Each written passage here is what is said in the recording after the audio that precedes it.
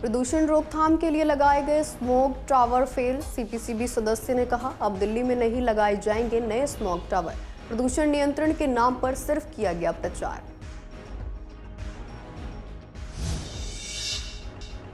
दसवीं और 12वीं के एग्जाम शुरू, छात्रों में दिखा उत्साह। पहले पेपर के बाद छात्रों के चेहरे पर दिखी राहत। छात्रों का कहना प्री बोर्ड से आसान रहा इंग्लिश का पेपर।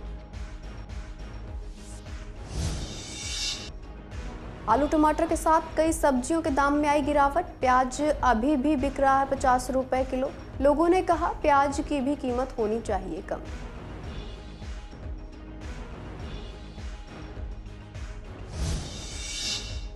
दिल्ली में नई सरकार के गठन पर देरी को जनता नहीं मानती गलत। लोगों ने कहा बीजेपी सरकार बनाने में नहीं करना चाहती जल्दबाजी। जनता को मध्य प्रदेश और राजस्थान की तर्ज पर नए चेहरे की है उम्मीद।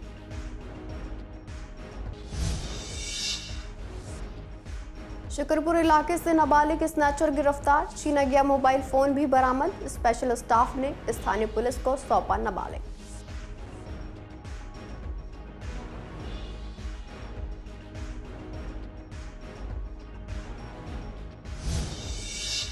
नमस्कार, आप देख रहे हैं सीसीएन लाइव। मैं हूं आपके साथ शिवानी तिवारी। स्वागत है आपका हमारे खास कार्यक्रम पूर्वी दिल्ली खास में। बुलेटिन की शुरुआत करते हैं कुछ खास खबरों के साथ। दिल्ली में प्रदूषण नियंत्रण के लिए आनंद विहार और कनॉट प्लेस में 2 स्मोक टावर लगाए गए थे जो अब बंद पड़े हैं और किसी खास इस्तेमाल में नहीं आ रहे हैं। शुरू में ये टावर काम कर रहे थे लेकिन बाद में तकनीकी खामियों के कारण ये पूरी तरह बंद हो गए हैं। इसे लेकर दिल्ली प्रदूषण नियंत्रण बोर्ड के सदस्य डॉक्टर अनिल गुप्ता से बात की गई तो उन्होंने बताया कि अब भविष्य में कोई नया स्मोक टावर नहीं लगाया जाएगा क्योंकि यह तकनीक विफल साबित हुई है। डॉक्टर गुप्ता ने कहा इन टावरों की प्रभावशीलता केवल 20 से 50 मीटर के दायरे तक सीमित थी जिससे प्रदूषण नियंत्रण में कोई खास असर नहीं पड़ा। इसके अलावा टावर से निकलने वाला वेस्ट खुद एक अलग तरह का प्रदूषण फैला रहा था। उन्होंने कहा कि यह एक पायलट प्रोजेक्ट था लेकिन दिल्ली सरकार इसे लेकर केवल प्रचार करती रही और इसकी असल जांच नहीं कराई गई। अब इस परियोजना को बंद करने की सिफारिश की गई है। जो स्मोक टावर लगे थे वो एक्चुअली एयर पोल्यूशन को कंट्रोल करने के लिए नहीं थे, वो पायलट स्टडी थे। Delhi pollution control committee Delhi सरकार के कहने पे वो पायलट स्टडी लगाई थी। उसके बारे में शुरू से ही हमारी सहमति नहीं थी, पर क्योंकि दिल्ली सरकार ने कहा तो वो लगाया। और जब उसका चलाया गया तो देखा गया कि उसका इम्पैक्ट 20 मीटर 50 मीटर से ज़्यादा भी नहीं है, बल्कि उसमें बड़े बड़े फिल्टर लगे हैं। उसमें जब वो चोक हो रहे थे तो एक तरीके का एक दूसरा वेस्ट भी ग्रीस, ऑयल एंड ग्रीस का जनरेट हो रहा था। आईटी ने उसकी स्टडीज़ की, बाकी जो एजेंसीज लगी थी, तो वो बिल्कुल इनफेक्टिव है। और ये मैं दोबारा कहना चाहता हूँ, एक पायलट स्टडी थे, कहीं पर भी पूरे विश्व में उसकी उपयोगिता नहीं है। आप जिस तरीके से अपने घरों में एयर प्योरीफायर लगाते हैं वो भी थोड़े दिन बाद इनफेक्टिव हो जाता है। तो प्रदूषण को रोकने के लिए प्रदूषण का जो सोर्स होता है उस पर कंट्रोल करना ज़रूरी होता है। प्रदूषण करो फिर उसको रोको, ये कहीं भी नहीं होता। आपके जो 2 जगह लगाए गए आनंद विहार और हाँ, दोनों बंद पड़े। दोनों बंद पड़े भाई, क्योंकि जब से स्टार्टिंग शुरू हुई उनका थोड़े दिन चले थे, पर शुरू से उसको लगाने में, क्योंकि पायलट स्टडी है, रिकॉर्ड्स के अंदर है कि पायलट स्टडी उसके क्या इफेक्टिवनेस आती है, पायलट स्टडी में वो फेल हुए।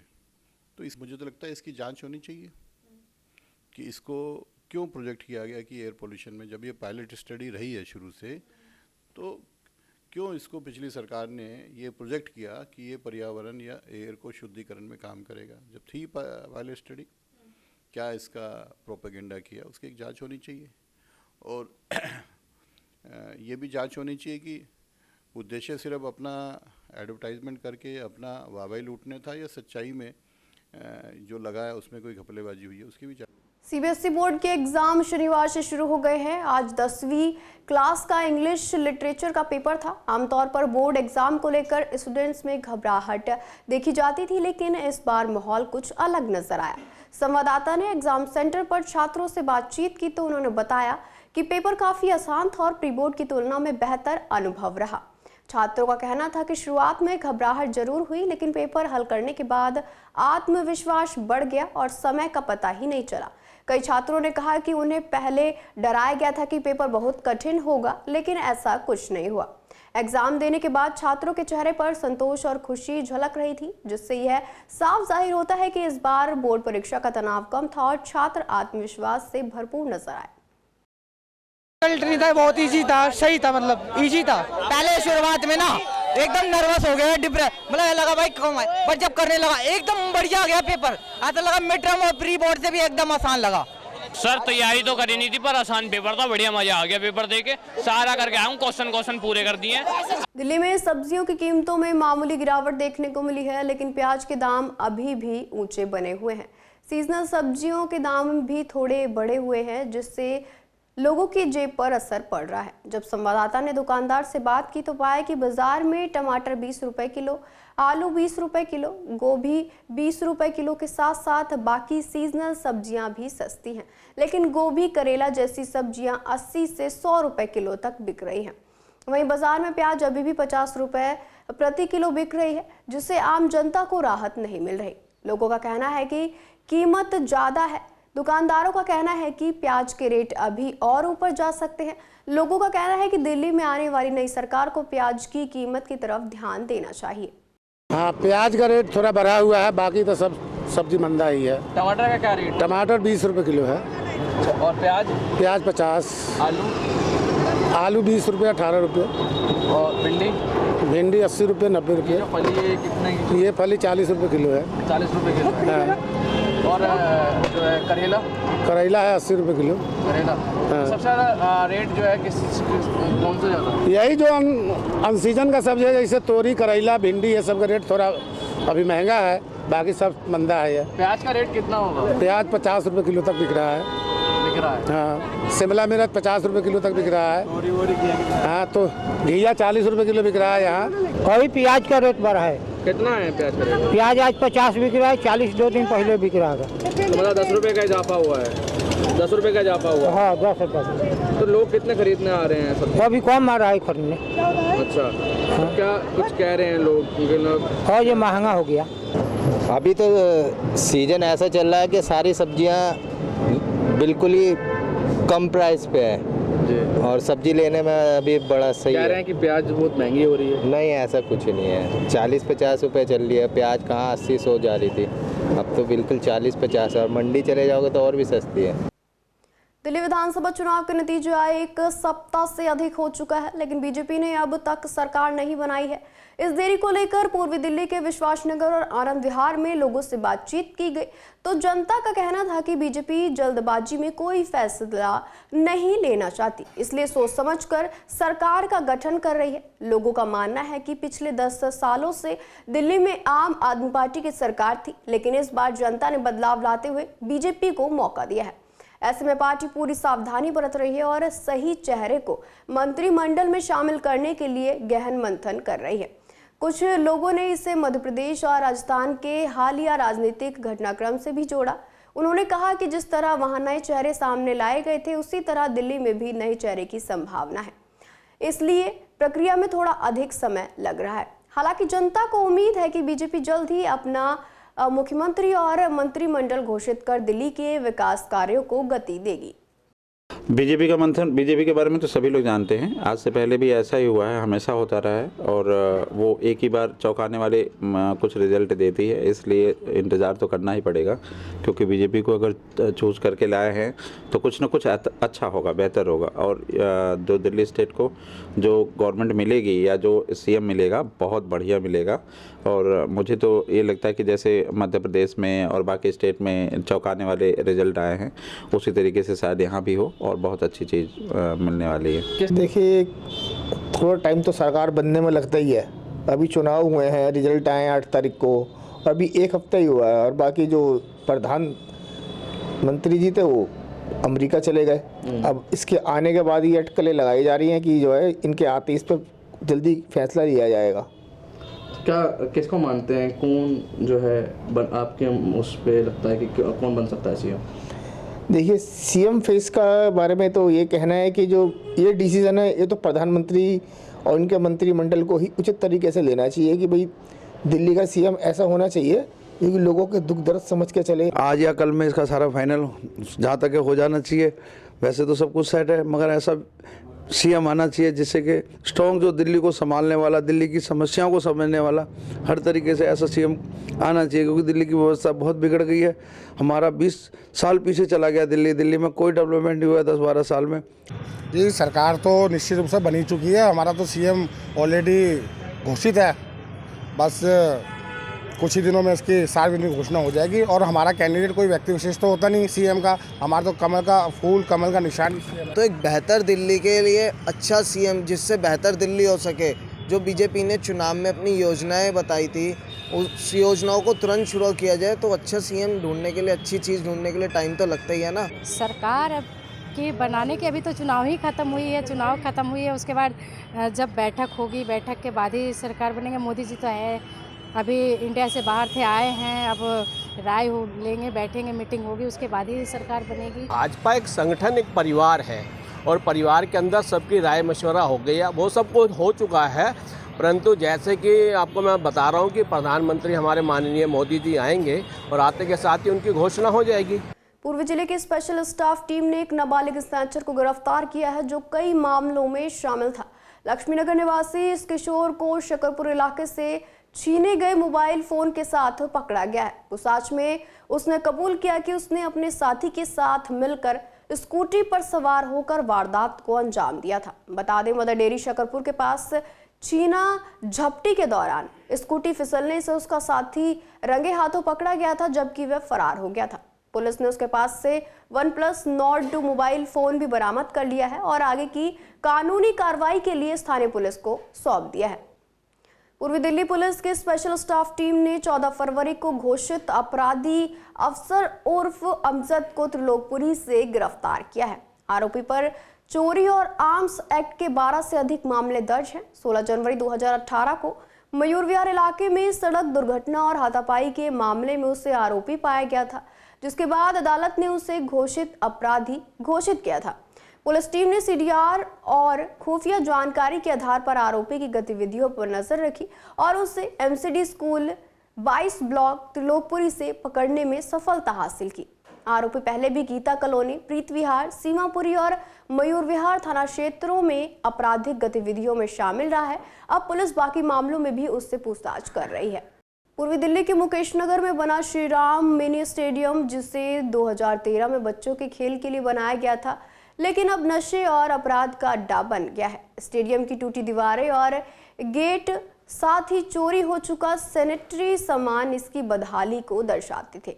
अब स्थानीय निगम पार्षद पंकज लूथरा के प्रयासों से स्टेडियम के नवीनीकरण का कार्य शुरू कर दिया गया है। इस पर जब संवाददाता ने पंकज लूथरा से बात की तो उन्होंने बताया कि करीब 23 लाख रुपए की लागत से नवीनीकरण का कार्य किया जा रहा है और अगले 1 महीने के अंदर स्टेडियम को एक नया रूप दे दिया जाएगा।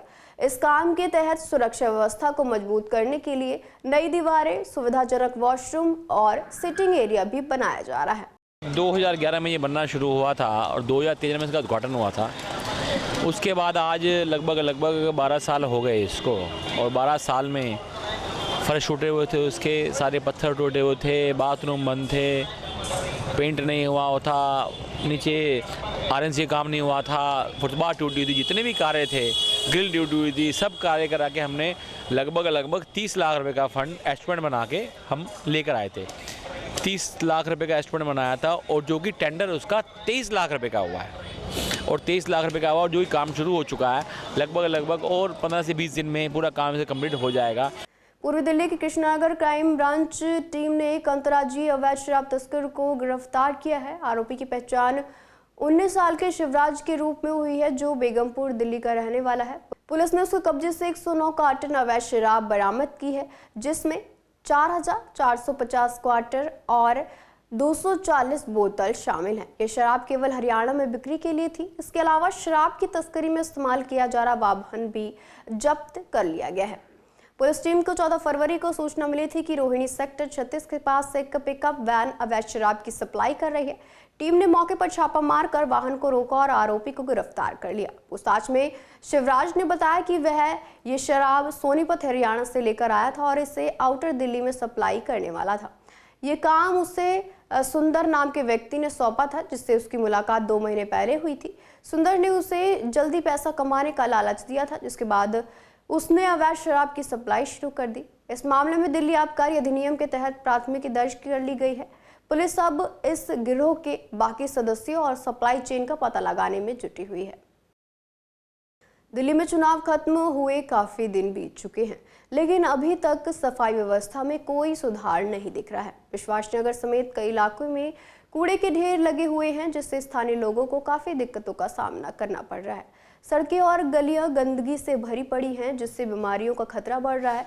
स्थानीय निवासियों का कहना है कि कूड़ा कई दिनों तक नहीं उठाया जाता, जिसके कारण बदबू फैलने लगती है। गलियों की सफाई भी ठीक से नहीं की जा रही है और अगर नालों की सफाई होती भी है तो वहां कीचड़ और गाद लंबे समय तक पड़ी रहती है, जिससे मच्छरों और बीमारियों का खतरा बढ़ जाता है।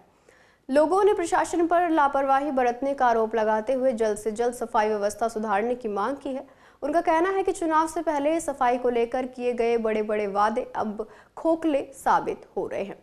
स्थानीय निवासी उम्मीद कर रहे हैं कि जल्द ही नगर निगम इस समस्या पर ध्यान देगा और सफाई व्यवस्था को दुरुस्त करेगा। कभी होता है, कभी नहीं भी होता है। ये हफ्ता दिन लग जाता है, हफ्ता दिन, कभी हफ्ता दिन से ऊपर भी लगता है। हाँ, तो आपका सामने है जो भी है। हाँ, रोड भी साफ नहीं होता है। बीमार होते हैं लोग, आते जाते हैं, अपना जैसे भी गुजारा कर ही रहे हैं। लग जाता है, कोई उधर से फेंक देता है, कोई उधर से फेंक देता है। वो होना तो नहीं चाहिए सर, रोज आएगा तो गंदगी थोड़ा ना होगा। बीमारी तो अभी तो दिल्ली का तो ऐसी चल रहा है हालत।